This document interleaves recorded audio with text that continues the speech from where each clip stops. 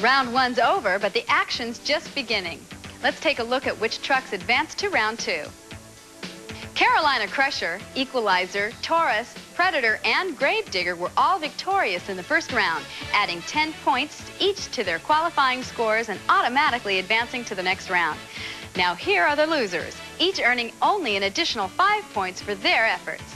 Barefoot's 7.18 would have been good enough for a win if only he'd stayed on the course. At least he'll advance along with the other two fastest losers, UFO and Invader. From here on in, winning is all that counts. There is no second chance for the losers of our next races. So you know these mean machines will be putting it all on the line. Let's see how they match up for round two. Carolina Crusher will square off against Taurus. Predator has his sights set on permanently grounding UFO. Gravedigger and Invader will mix it up, and starting us off, a rematch of a first-round race, Barefoot versus Equalizer. You can bet Barefoot will be trying to make up for his near disqualification in their first meeting. The monsters are staging for round two, so let's send it back out to Joe Lowe. Thank you, LuAnn. The crowd is screaming for more. I want to see more. And you at home, strap yourself in for round number two. The two trucks staged right now, Barefoot and Equalizer. Let's see what makes them tick. The Barefoot Dodge, the world champion, is powered by a Keith Black Hemi Dodge, putting out 1,500 horsepower. The Chevy Equalizer, powered by 1,200 plus horses. He's about 150 pounds heavier. It's not going to be horsepower that wins it for Equalizer. It's going to be driving skill. That's what it's all about here in Lebanon Valley. Here's your chance, Barefoot. Once you do the right thing and stay on course. It's not going to matter, though, because it's my destiny to defeat you. All things being equal this time, the Equalizer shall be victorious. That I vow. The trucks are staged for race number one of round number two. Barefoot and Equalizer, green light, there they go.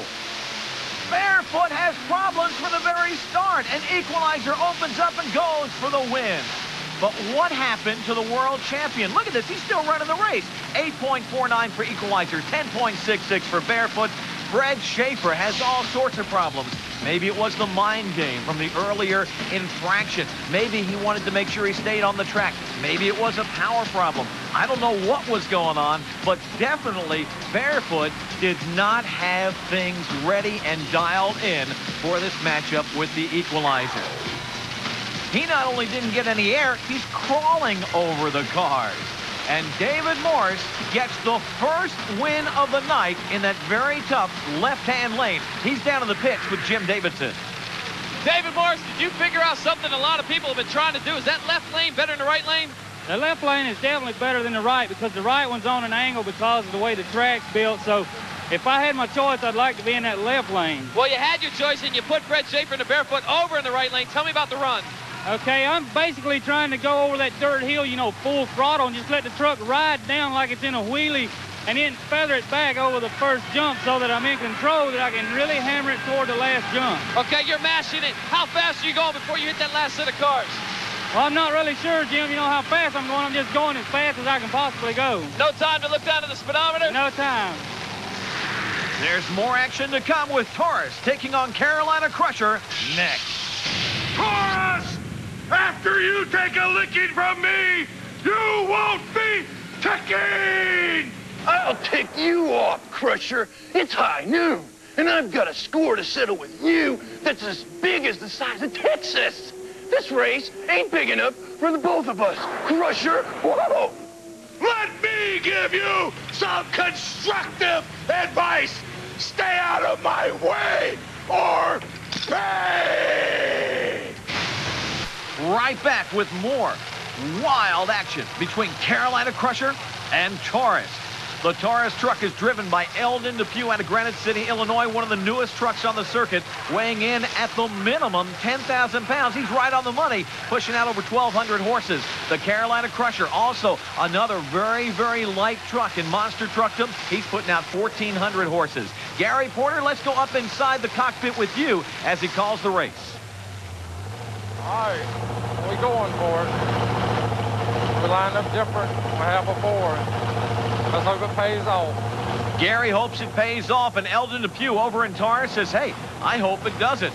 Now the U.S. Hot Rod official gives a thumbs up to both drivers, signifying that all systems are up and operational. The green light says, let's go, and there they go. Taurus and Carolina Crusher side by side. Taurus seems to be opening up a lead, and now Crusher comes from behind. Man, that was too close for me to call from here. What about you, Gary? I don't know. The close race. The closest race of the night thus far, and the official U.S. Hot Rod Association results are in. Taurus wins it at less than 1/10 of a second.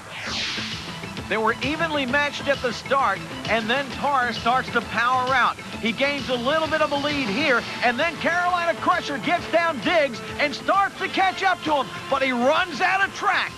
And Taurus, you can see the margin of victory, less than 1/10 of a second and about 1 tire length.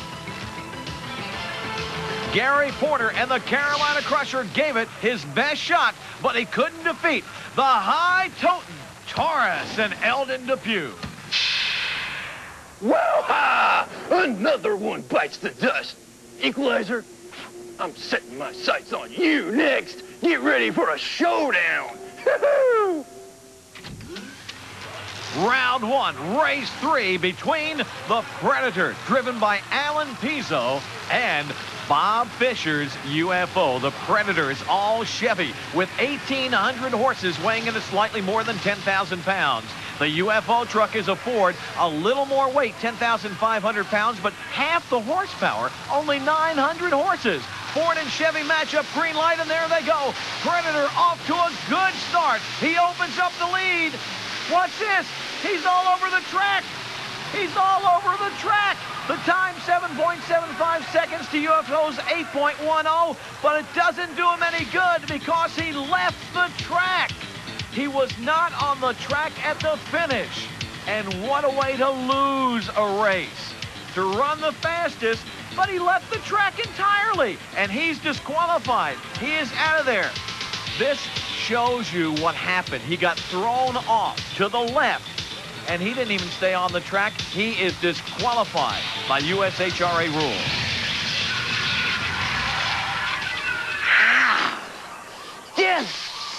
Disqualified! The very thought of it makes my hair stand straight on end. Ooh, that was a bad call for sure. But I'll catapult next week. Ooh, boy, am I hissed.